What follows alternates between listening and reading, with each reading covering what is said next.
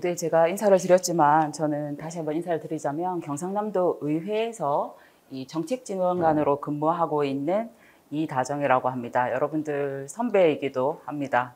반갑습니다. 여러분들 지금 진로에 대한 고민이 굉장히 많으실 거라고 생각이 듭니다. 그래서 저도 오늘 여러분들이 선택하게 될 진로의 한 분야인 이 정책지원관에 대해서 이야기를 한번 해보려고 하는데요. 사실 이 의회라는 것도 굉장히 여러분들한테 생소할 거라고 생각이 들고, 그리고 정책지원관이라는 것도 굉장히 생소할 거라고 생각을 합니다. 그래서 먼저 지방의회에 대한 설명을 좀 드려야 할 것 같은데요. 네.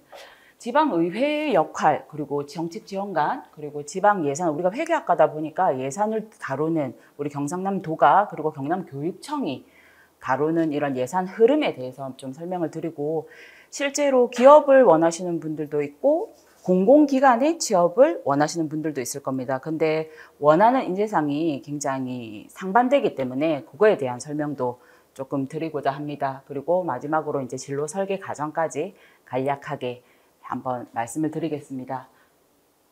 저는 지금 여기 경상남도 의회에서 근무를 하고 있고요. 이 의회라는 곳은 사실 이 헌법기관입니다. 그래서 헌법 제118조에 보면 모든 지방자치단체에는 의회를 두고 있습니다. 그래서 헌법적 설치 근거에 의해서 전국에 있는 각 시도의 지방자치단체들은 각 의회를 다 두고 있습니다. 예를 들면 뭐 진주시, 창원시, 하동군, 뭐 부산광역시, 그 해운대구 이런 식으로 다 모든 지자체의 의회를 두고 있다고 보면 되고요. 그리고 지방자치단체의 의사결정을 하는 최고의 의결기관이다 라고 이해를 해 주시면 될 것 같습니다. 그래서 지방의회는 헌법기관이다. 그리고 지방의회의 주요 권한은 크게 세 가지로 봅니다. 지금 제일 첫 번째 나오고 있는 자치입법권, 그리고 제가 이 지방의회에 대한 권한을 말씀드리는 것은 정책지원관의 업무에 대한 이해를 좀 높이기 위해서 의회가 하고 있는 역할, 기능, 권한 이런 것들을 설명을 드린다고 생각을 해주시면 될 것 같습니다. 먼저 첫 번째 지방입법권 같은 경우는요. 주민의 권리를 제한하거나 어떤 의무를 부과할 때, 이럴 때 우리가 조례라는 것을 이제 제정하거나 개정을 해서 주민들의 권리나 의무를 만듭니다. 쉽게 말해서 국회에서 국가에 의한 법을 만든다면 지방의회에서는 우리 지역에 맞는 법을 만든다고 보시면 됩니다. 그게 자치입법권이라고 합니다. 그리고 두 번째 중요한 기능 중 하나가 자치재정권인데요. 이거 같은 경우는 예산의 심의, 경상남도 전체 예산의 심의, 경상남도 전체 교육청의 예산심의, 결산 이런 업무들을 하게 됩니다.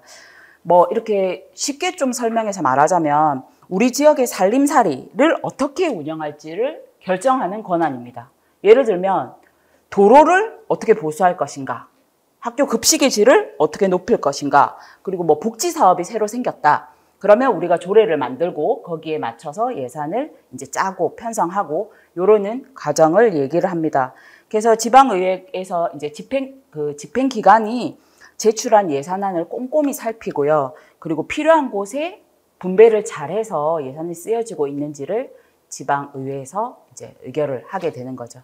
이렇게 해서 1년 정도가 지나면 이게 우리 처음 계획했던 예산안대로 잘 쓰여졌는지 이렇게 확인하는 절차를 걸치는데, 그게 결산, 우리 회계학과라서 이런 부분은 잘 이해를 하실 거라 생각이 됩니다. 예산이 잘 짜졌던 게 제대로 사용이 됐는지 요거에 대한 결산 승인을 하게 됩니다. 그래서 뭐 좀 쉽게 설명을 하면 세금이 낭비되지 않고 잘 사용됐는지를 의회에서 결산을 하는 거죠. 이게 사실 자치재정권 같은 경우에는 단순히 돈을 다룬다라기보다는 주민들의 삶과 이 도민들의 삶과 직접적으로 직결되는 그런 중요한 선택을 내리는 힘이라고 보면 될 것 같습니다. 그래서 대통령령으로 정하는 주요 재산의 취득, 처분, 그리고 공공시설의 설치, 처분 이런 것들, 다 여기 자치재정권에 포함이 됩니다. 그리고 세 번째, 행정사무감사 및 조사권입니다. 이거 같은 경우에는 집행기관이 말 그대로 1년에 한 번씩 시도에서는 14일 동안 1년 동안 있었던 행정사무에 대해서 감사를 하게 되는데요. 작년에 어떤 예산을 쓰겠다고 했었는데 정말 그렇게 잘 했는지, 처음에 세운 계획대로 절차적으로 잘 맞춰서 했는지, 이런 것들을 점검을 합니다. 그리고 예를 들어서 공사가 지연이 됐다든지 예산이 낭비되었다든지 이런 경우에는 직접 조사를 하고 이 관계자들을 불러서 설명을 이제 듣게 됩니다. 그리고 이런 과정에서 좀 잘못된 부분이 있다 싶으면 직접 조사를 할 수 있는 조사권도 발동하기도 합니다. 그래서 이 행정사무감사 및 조사권은 우리가 이 권한 같은 경우는 이 행정이 투명하게 책임있게 운영되는지를 좀 검사하는 장치라고 보시면 됩니다. 그래서 그러니까 도민의 눈에서 행정을 감시하는 그런 역할을 한다라고 보시면 될 것 같습니다. 지금 이 사이클로 가게 되는데요. 의회에서 의결, 예산 결산 심의, 확정 승인, 그리고 주민들의 청원, 진정, 수리, 처리 이런 것들을 하고, 집행기관은 조례안, 의안을 제출하고 제의 요구하고, 그리고 의회에서 행정사무감사 조사를 하고요. 주민들은 이런 부분에 대해서 청원이나 민원이나 진정 같은 걸 의회에 넣고, 그리고 의회에서는 이것들을 행정적으로 풀어서 처리 결과를 통보하는 이런 일을 한다고 보시면 됩니다.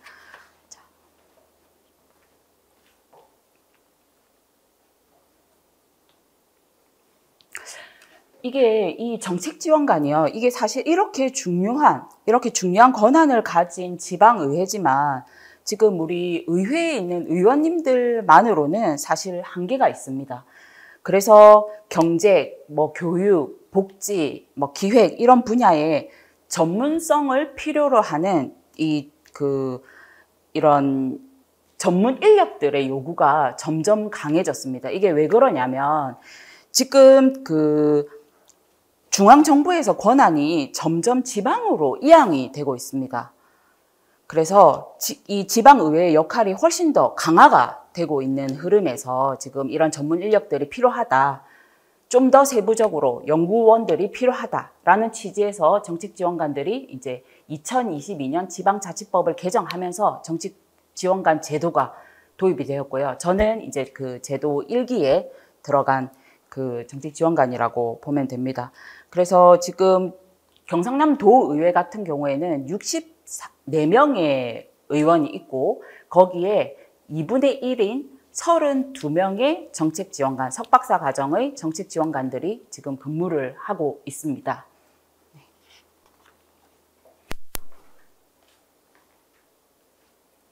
그렇다면 정책지원관들은 어떤 일을 할까? 의회에서는 이런 권한과 기능이 있고 이 정책지원관들은 어떤 일을 할까라고 보시면은요.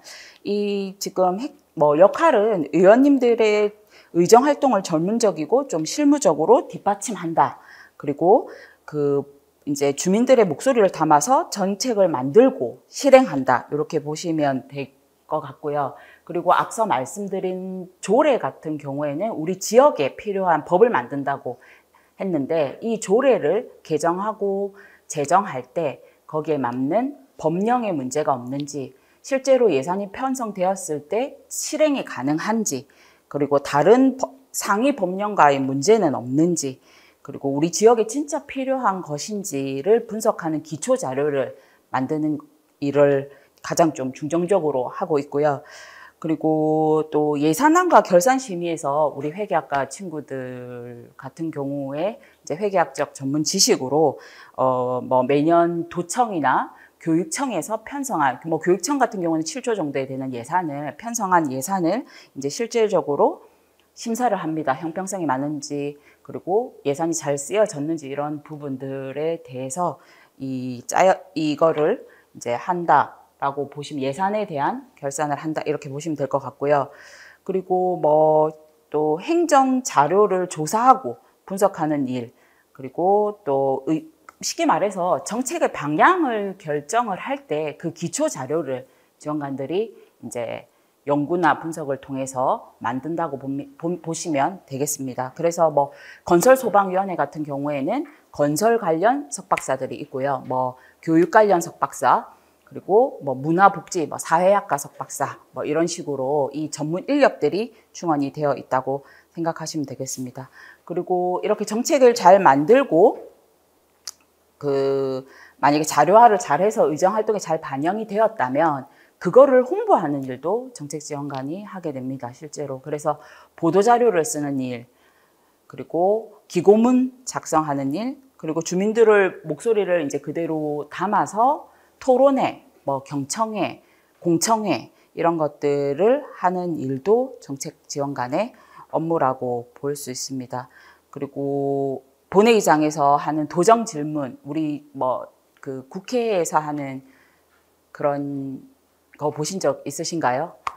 네, 그런 질문들을 미리 기초자료를 작성하고 실제 원고도 작성을 하고요. 5분 자유 발언이라든지 이런 이제 언론 앞에서 정책의 방향을 설명해야 되는 그런 자료들을 이제 작성을 한다라고 생각을 하시면 될 것 같습니다. 네. 이까지가 정책지원관과 지방의회의 역할이었습니다.